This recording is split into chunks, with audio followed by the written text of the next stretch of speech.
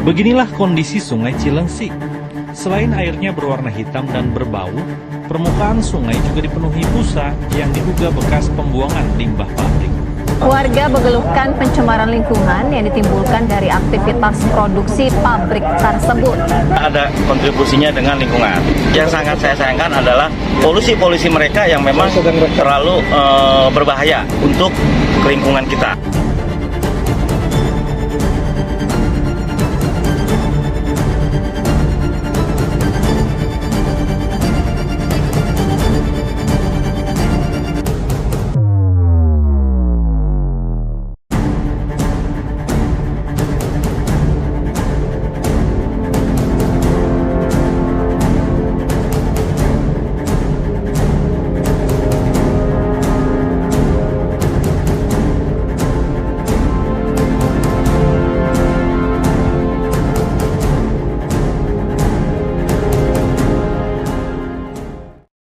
Halo, perkenalkan nama saya Queen Rani Abdullah dengan NIM D1A022262. Perkenalkan nama saya Erwin Jayadi dengan NIM D1A022144. Halo, perkenalkan nama saya Irsyad Malik Putih, NIM saya D1A022176. Hai guys, perkenalkan nama saya Lugi Dina Stasya Maharani, NIM D1A022197. Halo semua, perkenalkan nama saya Rahma Briani Fadila dengan NIM D1A022264. Perkenalkan nama saya Muhammad Fadul Mukramankan, NIM D1A022487. Semuanya, perkenalkan nama saya Muhammad Putra Abdianzah, NIM D1A022505. Halo semua, perkenalkan nama saya Nanda Iskar Wangi Putri Cempaka, NIM D1A022527. Halo, perkenalkan saya Retno Dita Lestari dengan NIM D1A022559. Halo semuanya, perkenalkan nama saya Riki Alexander dengan NIM D1A022562. Halo semuanya, nama saya Wahyu Nugroho dengan NIM D1A022598.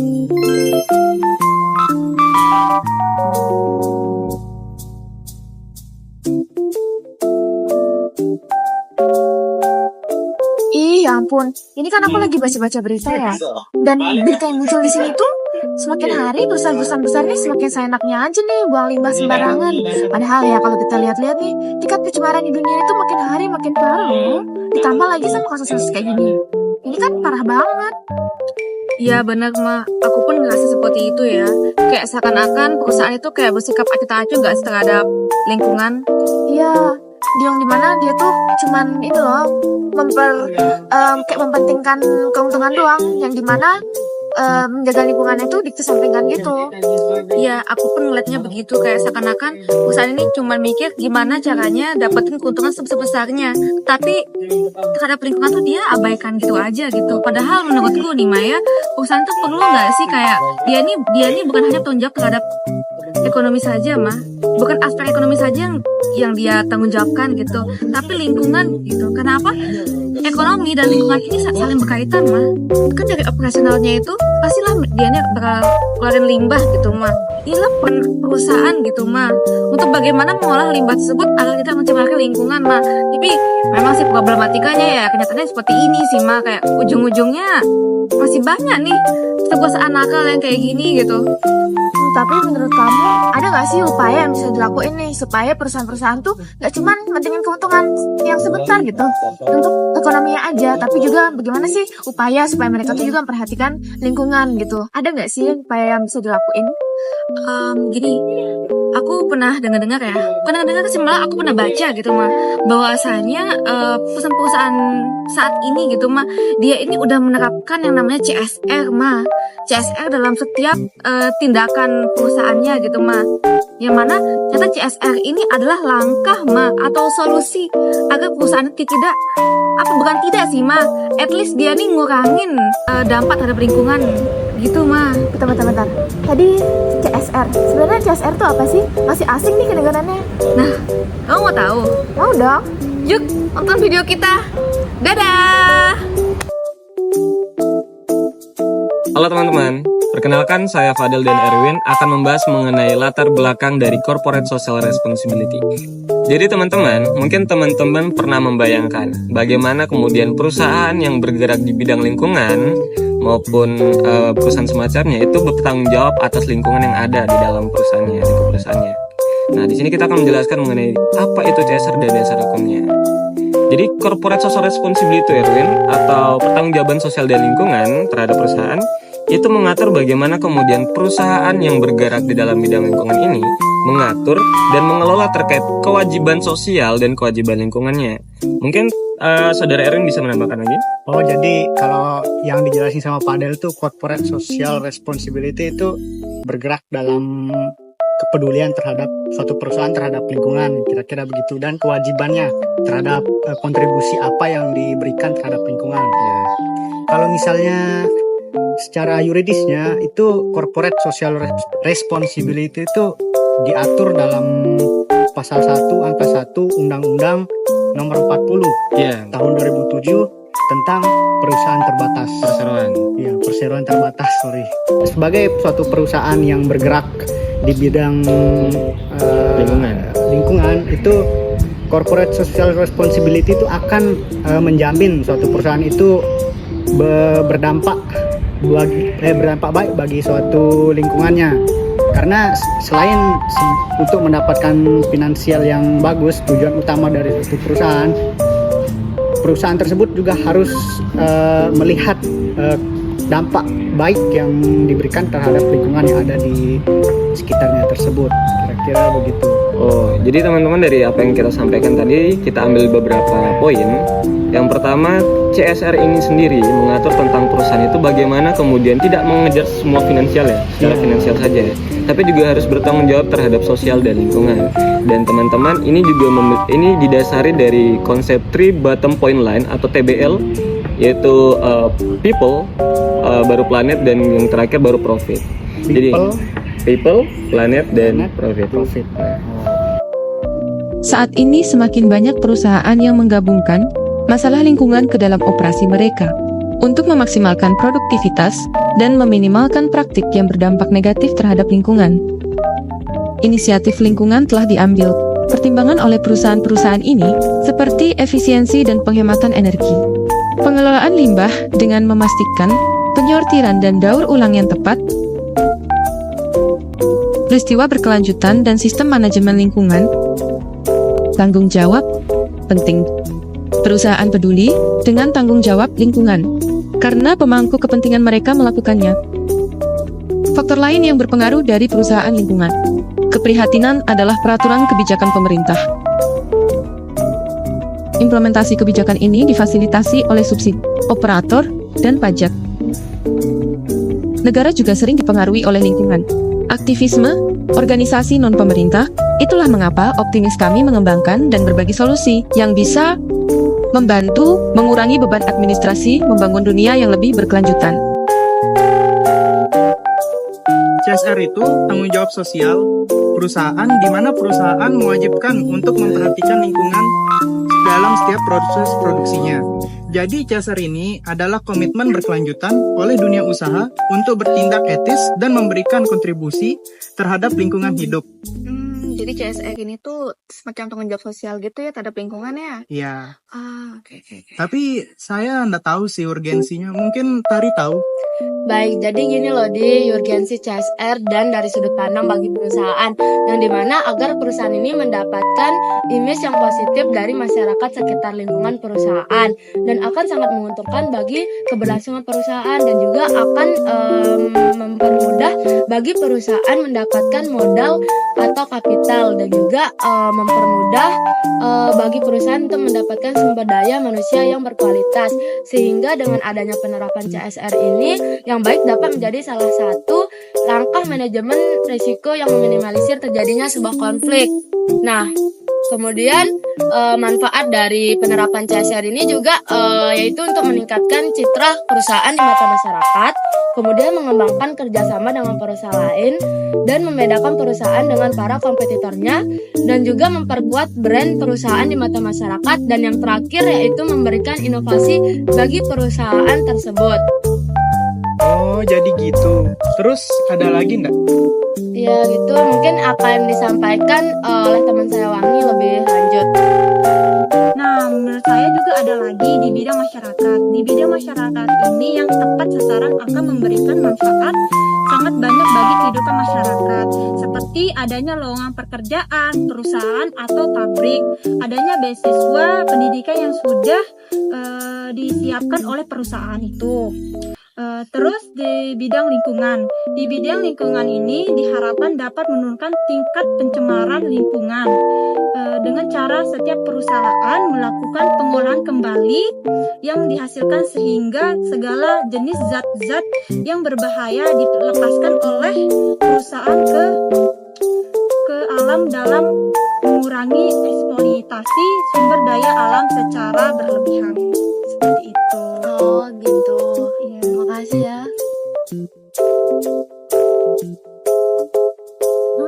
Jadi setelah dengar dari penjelasannya Tari dan juga Wangi nih, ternyata CSR tuh emang sepenting itu ya? Iya mah, kalau kamu tadi cermati apa yang sama Wangi dan Tari itu kayak seakan-akan bikin bahwasannya CSR ini kan hanya menguntungkan perusahaan saja gitu mah, tapi juga menguntungkan terhadap kita gitu mah sebagai makhluk sosial mah, secara berkelanjutan mah. Karena di sini kan konteksnya CSR ini adalah untuk apa ya? Untuk meningkatkan kualitas lingkungan. Yang mana lingkungan itu kan sangatlah kaitan dengan kita gitu mah. Jika lingkungannya nggak bagus gitu mah, tentu akan berdampak pada kita mah. Mungkin bukan sekarang berapa ya, tapi mungkin 20 tahun lagi gitu. Yang mana kayak mengisyaratkan bahwasanya apa yang dalam perusahaan sekarang ini tentu akan berdampak pada generasi yang mendatang. Mungkin sini yang saya dapat tarik bahwa dari tadi yang dibilang sama Tari dan Wangi itu kayak seakan-akan urgensi dari CSR ini adalah agar perusahaan itu dapat eksis di waktu ke waktu tanpa melahirkan adanya dampak negatif terhadap lingkungan gitu mah.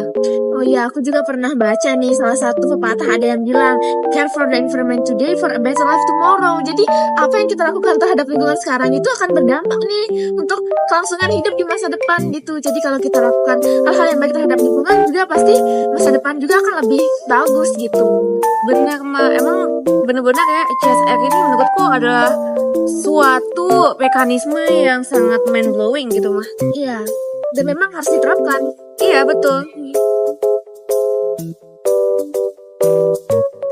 Hai guys, di sini kami bakal ngejelasin nih beberapa faktor pendukung dari CSR itu. Yang pertama, memperbaiki, mempertahankan, atau meningkatkan reputasi perusahaan yang tujuannya menghasilkan laba besar-besaran melalui kegiatan produksi. Yang kedua, meminimalisir risiko bisnis perusahaan. Dengan biaya yang dikeluarkan perusahaan untuk melaksanakan CSR, maka konflik yang mungkin akan timbul bakal lebih kecil kemungkinannya.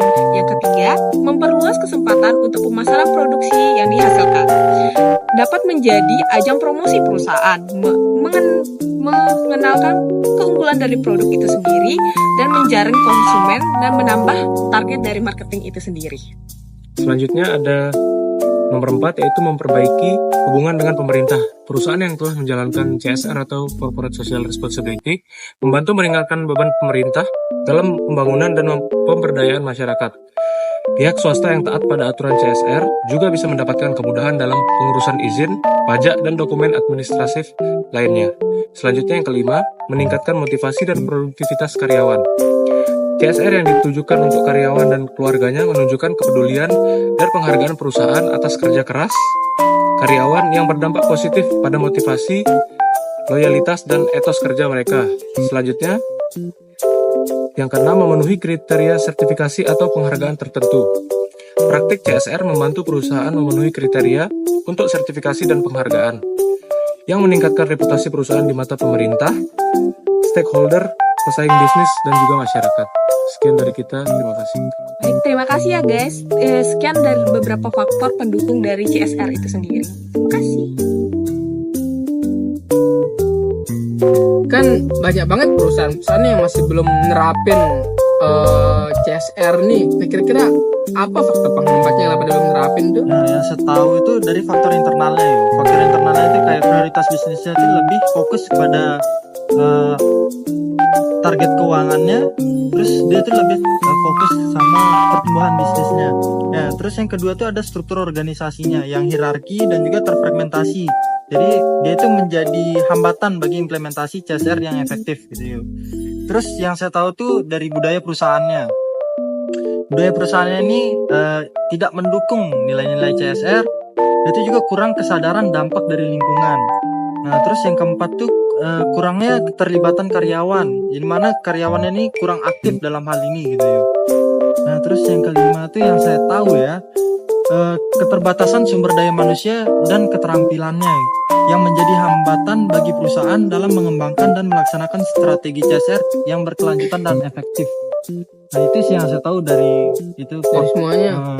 Kalau seingat saya sih ya, saya tuh pernah baca juga faktor hambatannya tuh karena dari segi eksternal ya. Kalau dari segi eksternal tuh ada konsep implementasi perusahaan tentang CSR yang belum mengacu pada pemberdayaan masyarakat.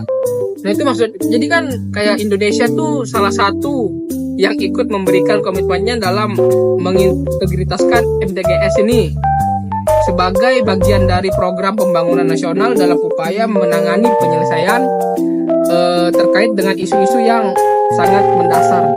Nah, terus yang ketiga seingat saya tuh tekanan dari pemangku kepentingan eksternal. Jadi perusahaan mungkin menghadapi tekanan dari pemangku kepentingan eksternal ini seperti pelanggan, masyarakat, atau organisasi non-pemerintah. Jadi ya kayak gitulah kalau misalnya tekanan dari dan pemangku kepentingan eksternal nih. Terus yang keempat itu ada ketidakstabilan ekonomi dan pasar. Itu maksudnya dalam situasi ekonomi atau pasar yang tidak pasti ini, perusahaan mungkin cenderung menunda atau mengurangi investasi dalam program CSR yang bertujuan untuk mengurangi dampak lingkungan gitu. Ya, terus kalau nggak salah sih ya, itu cuma ada 5 kan. Yang terakhirnya tuh apa ya? Seingat saya tuh persaingan yang ketat kalau nggak salah. Jadi persaingan yang ketat tuh seingat saya dalam lingkungan bisnis yang sangat kompetitif, perusahaan itu mungkin merasa terdorong untuk mengejar keunggulan kompetitif dengan mengurangi biaya operasional. Jadi ya kayak gitulah dari faktor-faktor eksternalnya. Kalau dari menurut saya sih kayak gitu.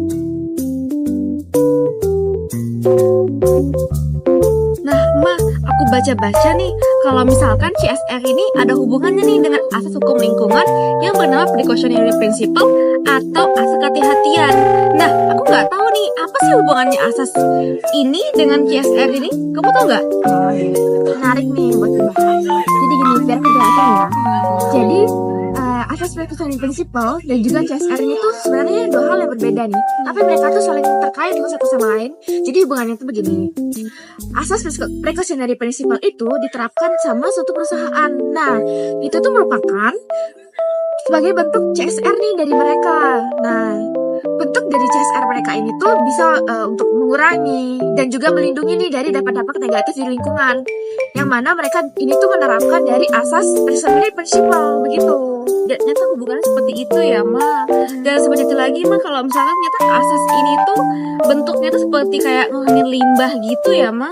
Sama kayak menggunakan teknologi ramah lingkungan, Ma. Tapi ada satu hal sih yang menurutku agak-agak menarik, Ma. Kalau ternyata precautionary principle ini juga memberikan pedoman kepada kita untuk melakukan penelitian gitu, Ma, terhadap dampak potensi dari suatu operasional perusahaan gitu, Ma.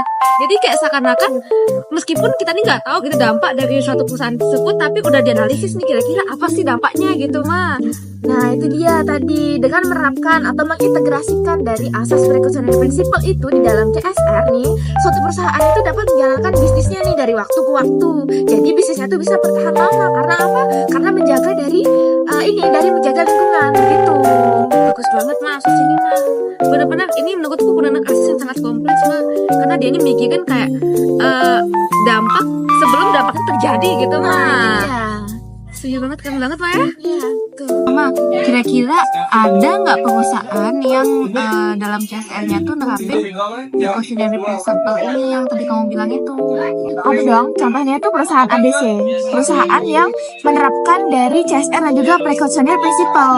Jadi, bentuk gerakannya adalah melakukan riset dan juga pengembangan nih terkait bahan-bahan yang akan digunakan dalam produksi. Kemudian perusahaan ABC itu juga melakukan uji coba dan juga pemantauan guna menjamin bahwa produk mereka itu telah memenuhi persyaratan keselamatan lingkungan dan juga kesehatan yang ketat. Kemudian mereka juga menginvestasikan sumber daya alam dan juga teknologi hijau serta praktek ramah lingkungan yang inovatif dan juga terbarukan. Nah, jadi mereka di sini tuh dapat mengurangi limbah emisi berbahaya yang mengganggu kesehatan nih.